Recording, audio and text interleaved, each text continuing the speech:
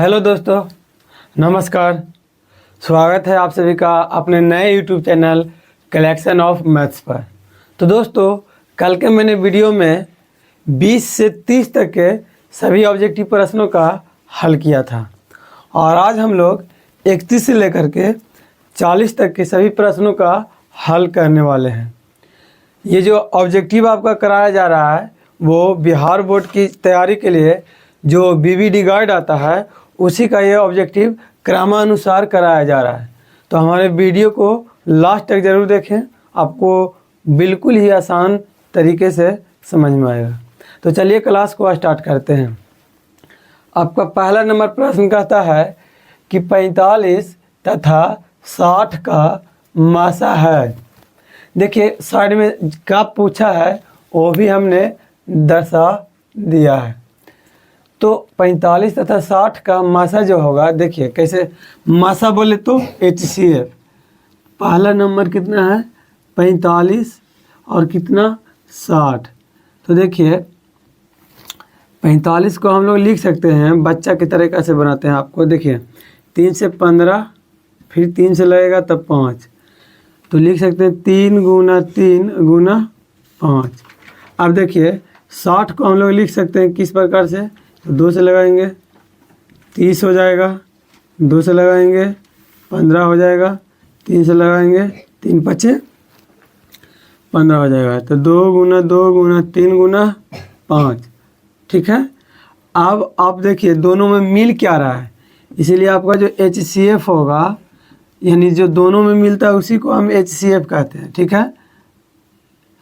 अब आप यहाँ पे यूक्लिड विभाजन एल्गोरिथ्म का प्रयोग नहीं कीजिएगा, आपको ज़्यादा समय लग जाएगा। तो देखिए 3 गुना क्या हो जाएगा 5, यानी 3 पचे 15। यही आपका क्या हो गया आंसर, ऑप्शन नंबर डी। दूसरा नंबर प्रश्न कहता है सह अभाज्य संख्याओं का मासा होता है। तो वो मासा कितना होता है 1 होता है। अब देखिए सह अभाज्य संख्या कहेंगे किसे, कोई भी आप 2 संख्या ले लीजिए, यदि वो दोनों संख्याओं का मासा 1 आ जाता है तो उसी को हम लोग कहते हैं सहअभाज्य संख्या। तो हम कह सकते हैं कि जो सहअभाज्य होगा संख्या है उसका मासा 1 होगा। तो अब देखिए आप एग्जांपल ले लीजिए, जैसे देखिए हम कहें कि आप एक 3 ले लीजिए और एक 4 ले लीजिए, तो 3 से 4 में भाग दीजिए, HCF निकाल रहे हैं तो 3 1 बचेगा, 3 इकाई 3। अब देखिए तो आप इसका HCF 1 आया, HCF 1 आया, इसीलिए हम कह सकते हैं कि 3 और 4 जो संख्याएं हैं आपस में क्या है सह अभाज्य है। ठीक है। अब देखिए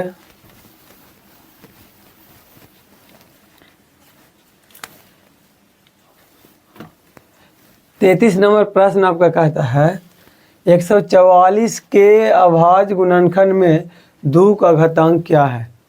तो सबसे पहले 144 का आप अभाज्य गुणनखंड कीजिए, 72 हो जाएगा, फिर 2 से लगाइएगा तो 36 हो जाएगा, फिर 2 से लगाइएगा 18 हो जाएगा, फिर 2 से लगाइएगा 9 हो जाएगा, फिर 3 से लगाइएगा तो 3 तिया के 9। तो 144 बराबर लिख सकते हैं, क्वेश्चन नंबर कितना है जी, तो 33 में। तो लिख सकते हैं 2 गुना 2 गुना 2 गुना 2 गुना 3 गुना 3, 2 के पावर 4 गुना 5, 3 के पावर 2। तो आपका घातांक कितना हो जाता है 4। तो आपका राइट आंसर क्या हो जाएगा, ऑप्शन नंबर सी। 34 नंबर प्रश्न आपका कहता है किसी पूर्णांक p के लिए प्रत्येक सम पूर्णांक का रूप है। हमने पिछले भी क्वेश्चन में, यानी पिछले क्लास के क्वेश्चन में भी इस प्रकार का प्रश्न करवा दिया है। अब देखिए एक बात याद रखिएगा आप लोग 34 नंबर में कि जो सम पूर्णांक होता है, सम पूर्णांक का रूप जो होता है वो 2q के रूप का होता है। ठीक है। और विषम पूर्णांक का जो रूप होता है वो होता है 2q प्लस 1 का रूप का होता है। ठीक है, कोई दिक्कत? अब यहाँ पे समझिएगा, तो ये आपका किसका हल था? तो 34 नंबर का। तो आपको कहा है क्या? तो देखिए प्रत्येक सम पूर्णांक का रूप, तो सम पूर्णांक का रूप क्या हो जाएगा? 2q हो जाएगा। अब यहाँ पे देखिए p के रूप में है, तो आप इसे p के रूप में चेंज कर लीजिए। ABCD का कोई भी अक्षर यहाँ पे रह सकता है। ठीक है, तो यहाँ पे क्या कर लीजिए? p कर लीजिए। तो आपका सम पूर्णांक का रूप क्या हो जाएगा? 2p हो जाएगा। ऑप्शन नंबर डी हो जाएगा। अब देखिए 35 नंबर प्रश्न आपका कहता है निम्नलिखित में कौन सा अभाज्य संख्या है? अब देखिए हम आपको बताए हैं, क्या बताए हैं अभाज्य संख्या के लिए? जैसे देखिए ऑप्शन ए में है 91, क्या किसी से कटता है? तो हाँ, 1 से कटता है, 13 से कटता है, 7 से कटता है, और स्वयं 13 से कटेगा और 91 से कटेगा। अब आप देखिए 1 और स्वयं के अलावा किसी अन्य संख्या से कट रहा है, तो ये क्या हो जाएगा? भाज्य हो जाएगा। तो ये ऑप्शन तो होगा नहीं। अब 213 को देख लीजिए। ठीक है, ऑप्शन बी में है आपका क्या? ऑप्शन बी में दिया क्या? 213 दिया है। ठीक है, 3 1 4 2 6, यानी 3 से काटेगा, 3 से काटेगा तो देखिए 3 7 21 हो जाएगा, और 3 का ही 3। कहने का मेरा मतलब है कि देखिए ये जो 213 है वो 1 से तो कटेगा, 213 से तो कटेगा, 1 और स्वयं के अलावा यहाँ पे कितना से काट रहा है? तो 71 से काट रहा है। ठीक है, इसीलिए ये अभाज्य संख्या नहीं होगा। अब देखिए ऑप्शन सी में है आपका 41 है। क्या है? 41 है। तो देखिए 41 किसी भी संख्या से नहीं कटता है, इसलिए आपका यह अभाज्य संख्या हो जाएगा। ठीक है, ऑप्शन डी भी देख लेते हैं। ऑप्शन डी आपका है 501। तो आपको पता होगा कि 501 को जब हम 5 1 6 जोड़ेंगे तो 3 से कट रहा है, विभाज्यता का नियम आप लोग जानते होंगे। तो 3 से लगाएंगे तो 3 इकाई 3 2 बच गया, 0 उतारेंगे, 3 छक्का 18 2 1 3 7 21।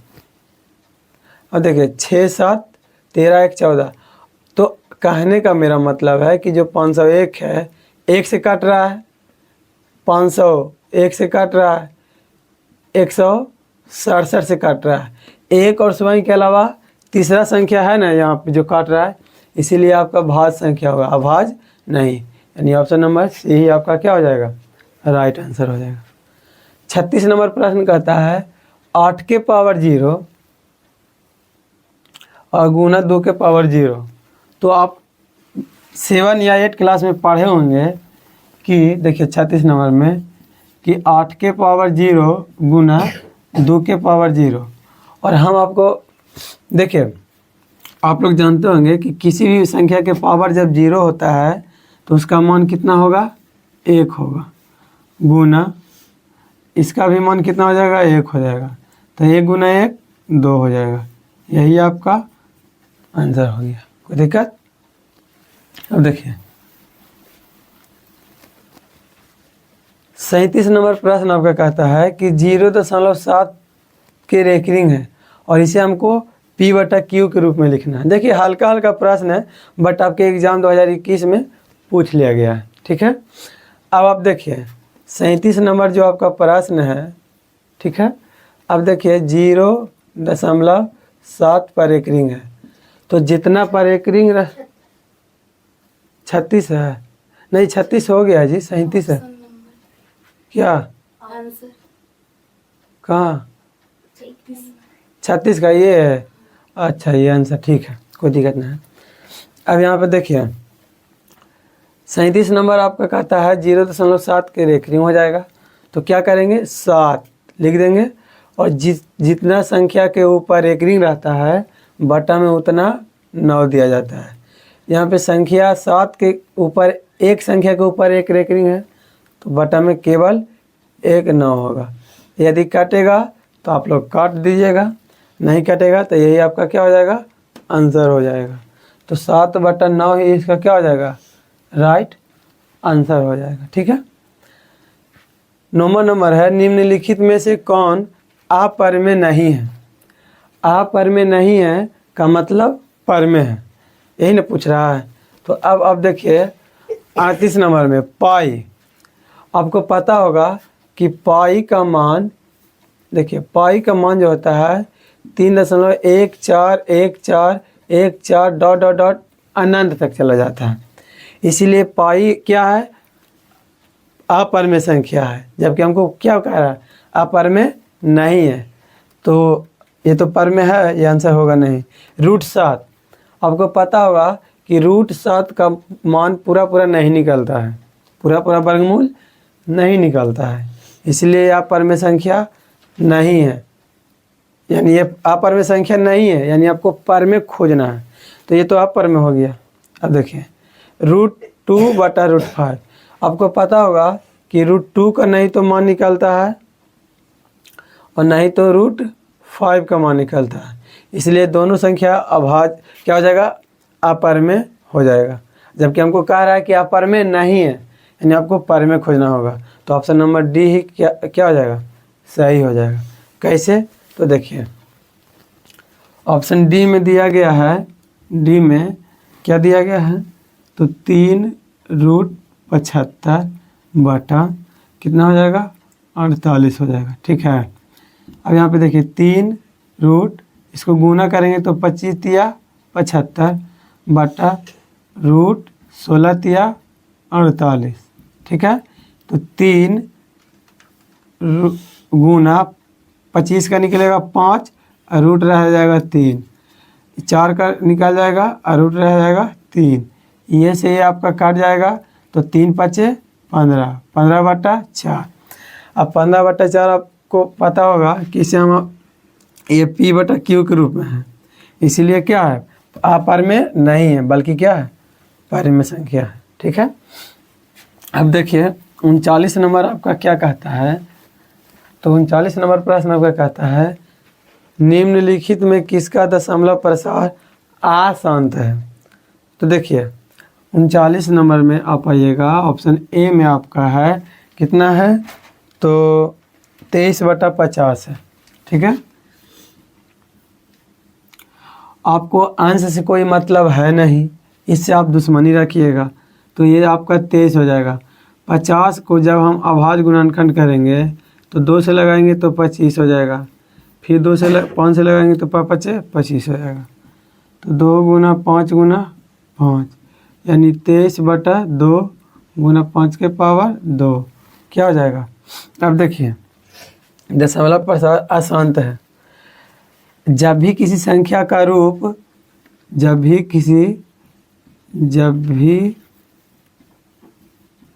किसी संख्या का रूप 2 के पावर n × 5 के पावर n के रूप में रहे तो उसका दशमलव प्रसार शांत होगा। तो इस कंडीशन के अनुसार ये भी शांत हो जाएगा, जबकि हमको खोजना है अशांत। अब देखिए 39 को लिखेंगे, इसको देखिए ऑप्शन बी में आप चेक कर लीजिएगा, तो 39 है बटा कितना है, 243 है।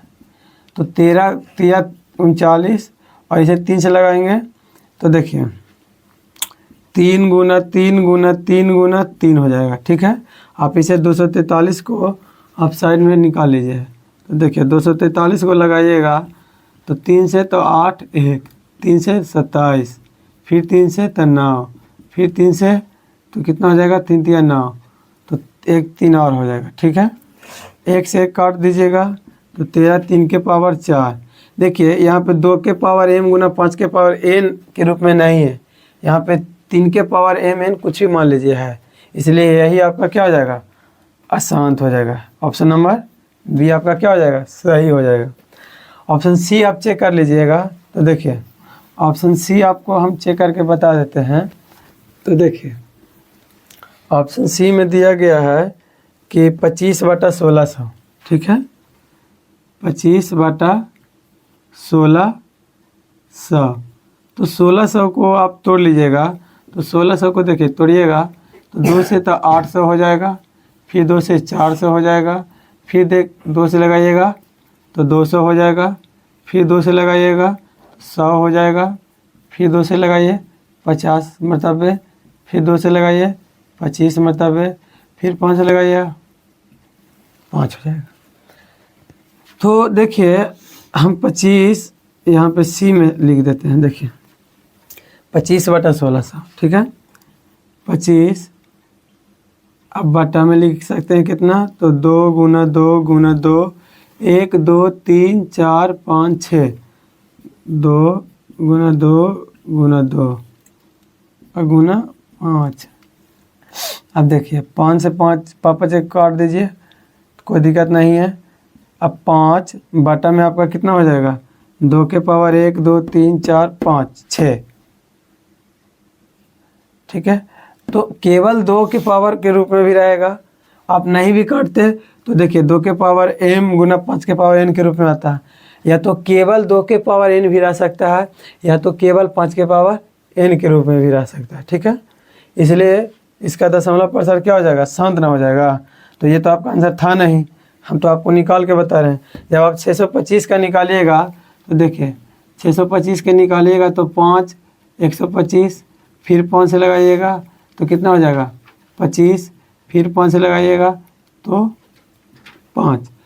तो आप इस प्रकार से देखेंगे तो 13 को यहाँ पे देखिए 13 बटा कितना हो जाएगा, 13/5 के पावर कितना हो गया, डी ऑप्शन में 5 के पावर 4 हो जाएगा। अभी हम आपको बोले कि या तो 2 के पावर m के रूप में भी रह सकता है अकेले, या तो 5 के पावर n के रूप में भी रह सकता है।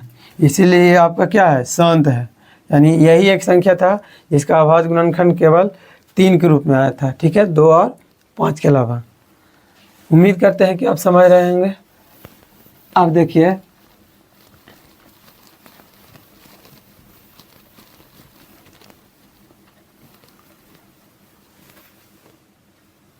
चालीस नंबर प्रश्न आपका कहता है निम्नलिखित में कौन सा परमेय संख्या है। तो आप देखिए अब 40 में ऑप्शन ए में दिया है √1/144। आप जानते होंगे कि 1 का वर्गमूल पूरा निकाल जाता है, तो 1 निकल जाएगा, 144 12, और 1/12 यानी p/q के रूप में हम लोग इसे लिख सकते हैं। यानी यही आपका क्या हो जाएगा, आंसर। अब देखिए ऑप्शन बी हम चेक कर लेते हैं। तो ऑप्शन बी है √50/500। 1 0 से 1 0 काटेंगे तो 5 से काटेंगे तो 10 हो जाएगा, तो √1/10, तो 1/√10, इससे ज़्यादा ये नहीं निकलेगा, ठीक है। तो ये ऑप्शन बी नहीं होगा, ठीक है। ऑप्शन 32 में देखिए, तो सी में देखिएगा तो √32 हो जाएगा, इसे कीजिएगा तो 16 दूनी 32, तो कितना हो जाएगा 4√2, इसका मान भी नहीं निकलेगा, तो ये अपर में हो जाएगा। अब देखिए √5 है, √5 देखिए √5 का मान पूरा नहीं निकलता है, तो इसलिए अपर में संख्या है, और अपर में संख्या के साथ जोड़ रहे या घटाव रहे, ठीक है, वो अपर में संख्या ही होता है। इसलिए आपका राइट आंसर क्या था, ऑप्शन नंबर ए। उम्मीद करता हूँ कि आपको ये क्लास बिल्कुल ही आसान तरीके से समझ में आया होगा। यदि आप या आपके कोई भी भाई बहन बिहार बोर्ड 2024 की तैयारी करना चाहते हैं, वो भी मैथ सब्जेक्ट का, तो आप हमारे YouTube चैनल को ज़रूर सब्सक्राइब करें और बेल आइकन को ज़रूर दबा लें, ताकि आने वाला हर वीडियो का नोटिफिकेशन आप तक पहुंच सके और आपका जो तैयारी है 0 से एकदम हीरो लेवल तक हो जाए। तो थैंक यू, फिर मिलेंगे हम अगले वीडियो में। जय हिंद, जय भारत।